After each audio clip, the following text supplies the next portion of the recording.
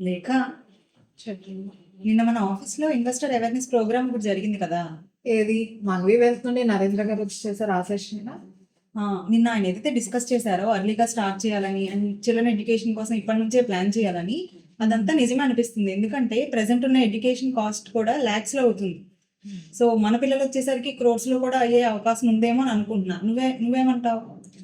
Actually నాకు కూడా ఆయన చెప్పింది చాలా సెన్సిబుల్ అనిపించింది. అండ్ వాటితో పాటు రిటైర్మెంట్ ప్లానింగ్ గురించి కూడా చెప్పారు కదా. లైక్ ఇప్పుడు ఏంటి అంటే కిడ్స్ మీద డిపెండ్ అయ్యి ఫినాన్షియల్గా వాళ్ళు ఇండిపెండెంట్గా లేకపోవడం వల్ల ఈ ఓల్డ్ ఏజ్ హోమ్స్ కూడా ఎక్కువైపోతున్నాయి. సో మనం అలాంటి సిచ్యువేషన్ ఫేస్ చేయకుండా ఉండాలి అంటే ఇప్పటి నుండే ప్లానింగ్ చేయడం బెటర్ ఏమో నేను కూడా ఆలోచిస్తున్నాను.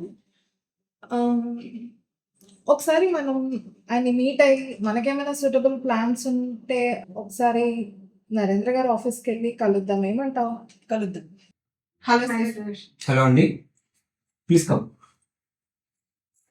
Myself Leela sir, she Lekha. Hi. మేము ఏబీసీ ఐటీ సొల్యూషన్స్ నుంచి వచ్చాము. రీసెంట్ గా మీరు ఏదైతే ఇన్వెస్టర్ అవేర్నెస్ ప్రోగ్రామ్ చేశారో మా కంపెనీలో, ఆ సెషన్ మాకు చాలా వాల్యుబుల్ అనిపించింది. ఓకే. యాక్చువల్లీ మేము కూడా ఇన్వెస్ట్మెంట్ స్టార్ట్ చేయాలనుకున్నాం సార్. కాకపోతే ఆ సెషన్ తర్వాత మాకు ఒక డౌట్ ఏంటి అంటే, మా ఇన్వెస్ట్మెంట్స్ లైక్ ఎలా స్టార్ట్ చేయాలి? స్టాక్స్ లో ఇన్వెస్ట్ చేయాలా, మ్యూచువల్ ఫండ్స్ లో ఇన్వెస్ట్ చేయాలా, లేకపోతే ఇన్సూరెన్స్ లో ఇన్వెస్ట్ చేయాలా? సో అది మీరు ఏమైనా సజెస్ట్ చేస్తారేమో అని వచ్చాను సార్. చాలా గుడ్ క్వశ్చన్ అండి.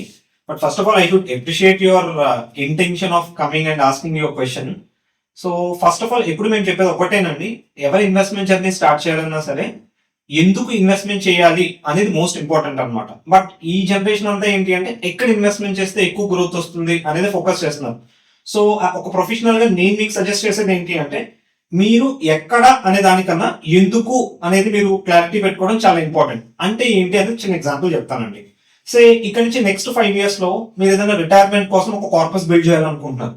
సో ఆ రిటైర్మెంట్ కార్పస్ కి ఎప్పుడైతే మీకు 5 year అనే టైం లైన్ మీకు తెలుస్తుందో, దెన్ మీకు ఈ 5 year పీరియడ్ లో ఎలాంటి ప్రొడక్ట్స్ లేకపోతే ఎలాంటి ఆప్షన్స్ మీకు అప్రోప్రియేట్ అనేది ఒక క్లారిటీ వస్తుంది అనమాట.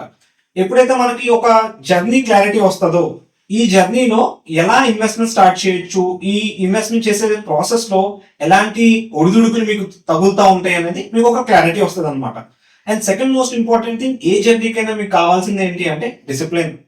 సో ఒక డిసిప్లిన్ అప్రోచ్ మనం కనుక ఇన్కల్కేట్ చేసుకోగలిగితే దెన్ ఆ జర్నీ అనేది చాలా అన్కాంప్లికేటెడ్ స్టేట్ నుంచి చాలా కంఫర్టబుల్ స్టేట్ లోకి వస్తుంది అనమాట. బట్ నేను చెప్పినంత ఈజీగా ఏ జర్నీ అయినా సరే కాంప్లికేషన్స్ లేకుండా కంటిన్యూ చేయాలి అంటే అంత ఈజీ కాదు. అంటే మన ఎమోషన్స్ ని బ్యాలెన్స్ చేయటం, లేకపోతే మన ఎమోషన్స్ ని మేనేజ్ చేసేయటం అంత పర్సనల్ గా అంత కన్వీనియంట్ ఉండదు అందరికీ. సో ఇక్కడ మేమేం చెప్తాము అంటే, you need to hire a professional who is in to this profession for good amount of time. ఒక ప్రొఫెషనల్ ఎప్పుడైతే మీతో ఉంటారో he can hand hold you.